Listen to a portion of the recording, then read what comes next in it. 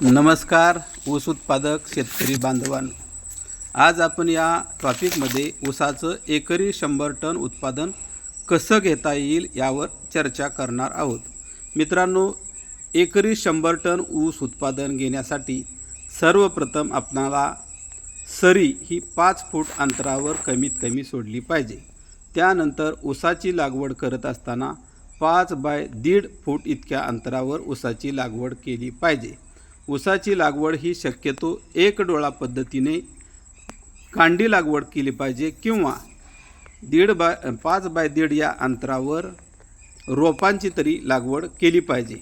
आणि हे करत असताना ऊस 3 ते 3.5 महिन्यांचा झाल्यानंतर त्याचा जेटा कोंब मोडून टाकला पाहिजे आणि रसरशीत जोमदार वाढ झालेले 8 ते 10 कोंब प्रत्येक बेटामध्ये ठेवले पाहिजे, म्हणजेच ऊसाची संख्या ही नियंत्रित राखता येईल।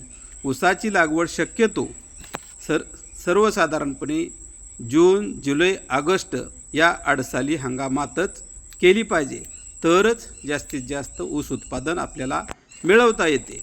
आणि दुसरी गोष्ट, ऊस लागवड केल्यानंतर ठिबक सिंचन संचाचा वापर करणं अत्यंत गरजेचं आहे।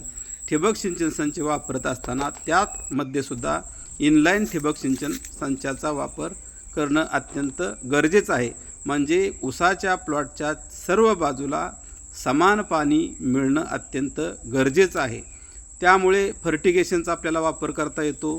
ठिबक सिंचन संचाच्या साहाय्याने आपल्याला खतं देता येतात आणि ऊसाची संख्या नियंत्रित केल्यानंतर योग्य खतांच्या मात्रा दिल्यानंतर आपणाला योग्य वेळी त्याचं तण व्यवस्थापनसुद्धा करणं अत्यंत गरजेचं आहे।